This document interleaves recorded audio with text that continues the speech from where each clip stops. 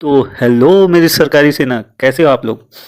मुझे पता है कि जो लोग एसएससी एमटीएस और सीजीएल में अब की बार क्वालिफाई हो गए हैं वो बेसब्री से अपनी डीवी का इंतज़ार कर रहे हैं। ठीक है, डीवी का इंतज़ार बीवी के इंतज़ार से भी अजीब होता है, ज़्यादा उतावलापन होता है। खैर, जो का साइड, वो लोग बेसब्री से अपने डीवी का इंतज़ार कर रहे हैं।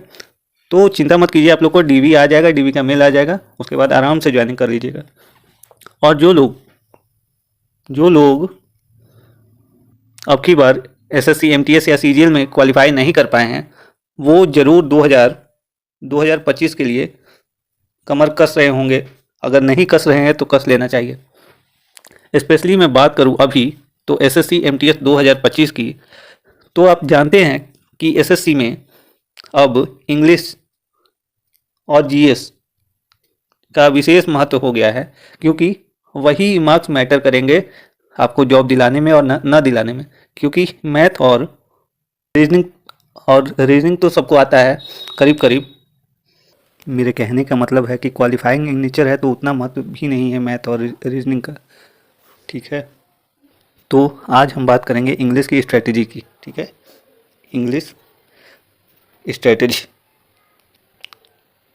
आपको मैं बता दूं कि मेरे इंग्लिश में एमटीएस में 75 में 75 आए हैं और सीजीएल में प्री में 50 में 50 आए हैं। तो मेरे समझ से कि मेरी इंग्लिश ठीक ठाक है, तो मैं आपको स्ट्रेटजी बता ही सकता हूँ कि कैसे मैंने इंग्लिश की पढ़ाई की एसएससी एग्ज़ाम्स के लिए। तो सबसे पहले मैं बात करना चाहूँगा वोकैब की। वोकैब सबसे इम्पोर्टेंट है इंग्लिश में, खासकर एसएससी के इंग्लिश में। तो वोकैब के लिए रोज़ 20 words, 20 words you will have to learn from pinnacle book. ठीक है, ये तो हो गया वोकैब की बात। अब बात करते हैं ग्रामर पोर्शन की। अब बात करते हैं हम ग्रामर पोर्शन की। ठीक है, तो उसमें मैं सबसे पहले रेकमेंड करना चाहूँगा नीतू सिंह मैम की। नीतू मैम की प्लिंथ टू पैरामाउंट, P2P इसका शॉर्ट लिख देता हूँ, प्लिंथ टू पैरामाउंट वॉल्यूम 1। इसको पढ़ेंगे ग्रामर के लिए, और इसको इसमें बहुत अच्छे से मतलब थॉरोली पूरा रूल दिया हुआ है ग्रामर्स का चैप्टर वाइज। जैसे कि सब्जेक्ट वर्ब एग्रीमेंट, ठीक है, सबसे इम्पोर्टेंट चैप्टर है इंग्लिश का। उसके बाद नरेशन है, उसके बाद एक्टिव एंड पैसिव वॉइस है, फिर वर्ब है,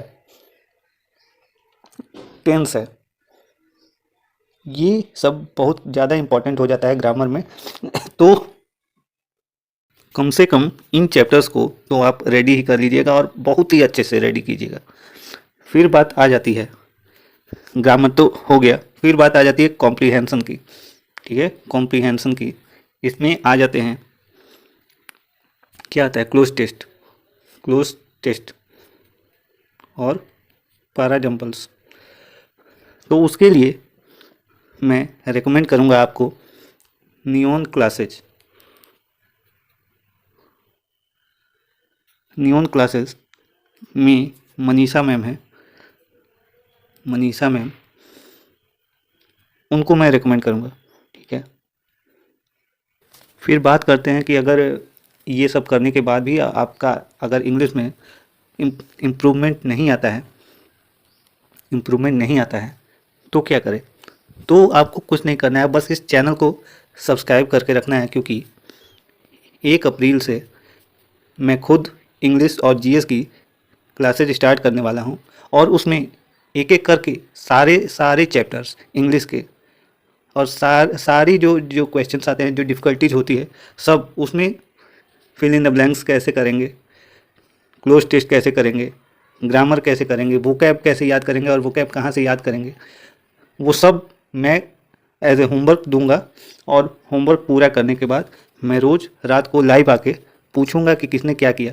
ठीक है, तो स्पेशली अगर आपको 75 आउट ऑफ 75 या 50 आउट ऑफ 50 स्कोर करना है तो मेरी 1 अप्रैल से होने वाली इंग्लिश क्लासेस से ज़रूर आप लोग जुड़े। 1 अप्रैल डेट याद कर लो आप लोग।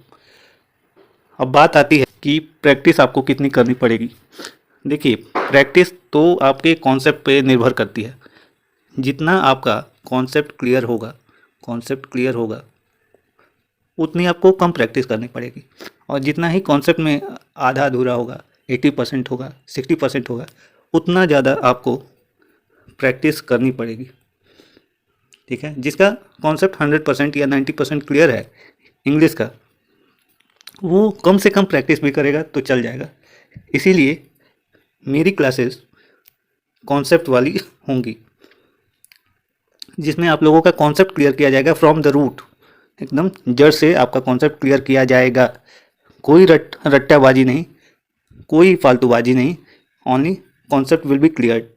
और आप यकीन मानिए कि सारे एसएससी के एग्ज़ाम्स में आपको इंग्लिश हलवा लगने लगेगी, ये मेरी गारंटी है। और अगर आपका कॉन्सेप्ट क्लियर नहीं हुआ, कितना भी मॉक देंगे, कितना भी कुछ भी करेंगे, कितना भी किसी भी टीचर से पढ़ेंगे, कितना भी रटेंगे, वो क्या कुछ होने वाला नहीं है। आपके 50 में 50, ठीक है, 50 में 50 और 75 में 75 कभी नहीं आएंगे। और मैं बता दूं कि एमटीएस को क्रैक करने के लिए आपको इंग्लिश या जीके किसी एक सब्जेक्ट में फुल मार्क्स यानी 25 में 25 सही या 75 में 75 मार्क्स लाने ही पड़ेंगे और लाने ही पड़ेंगे। दूसरा कोई उपाय नहीं, क्योंकि जीएस इतना अनप्रेडिक्टेबल हो गया है ना। GS is so unpredictable. SSC में जीएस बहुत अनप्रेडिक्टेबल हो गया और रैंडम क्वेश्चंस कुछ भी पूछ लिए जा रहे हैं एसएससी के द्वारा।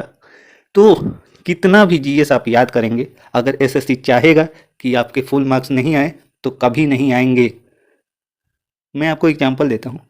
आज से 5-6 साल पहले ऐसे जीएस में क्वेश्चंस आते थे कि प्रधानमंत्री और इंग्लैंड के प्रधानमंत्री के बीच जो वार्ता हुई है, उसमें जो डील हुई है फाइनेंशियल, वो सबसे ज़्यादा मतलब फाइनेंशियल डील में मतलब कौन से सेक्टर का सबसे ज़्यादा ध्यान रखा गया। 4 ऑप्शन रहेंगे और एक सेक्टर सही रहेगा।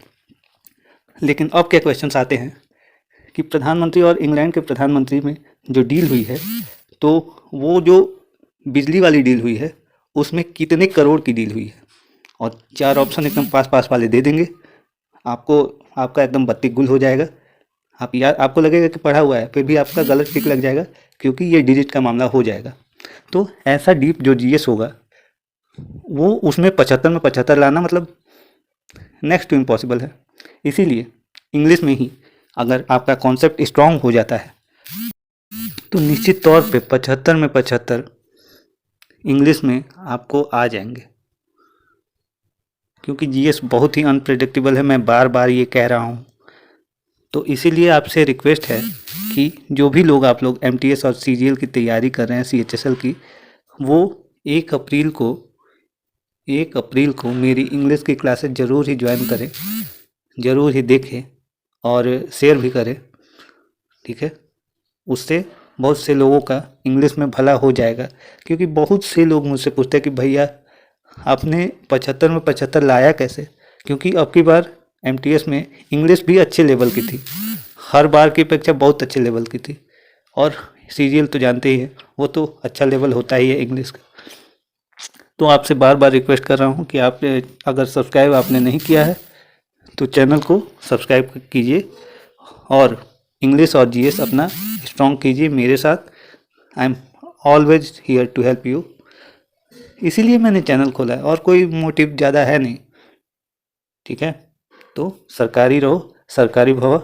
आपके उज्जवल भविष्य की कामना करते हुए कि अगर आपने 24 में जॉब नहीं पाया है तो 2025 में आप ही का है। तो ग्रैब योर अपॉर्चुनिटी और इंग्लिश की कॉन्सेप्ट सही कर लीजिए, आपसे रिक्वेस्ट है। अगर इंग्लिश जिसका वीक है वो तो एसएससी एमटीएस में गया समझो, उसका कुछ नहीं हो सकता। तो धन्यवाद। आपको फिर से शुभकामनाएं जिन्होंने क्वालिफाई किया है, और जिन्होंने नहीं किया है 2025 हमारा है।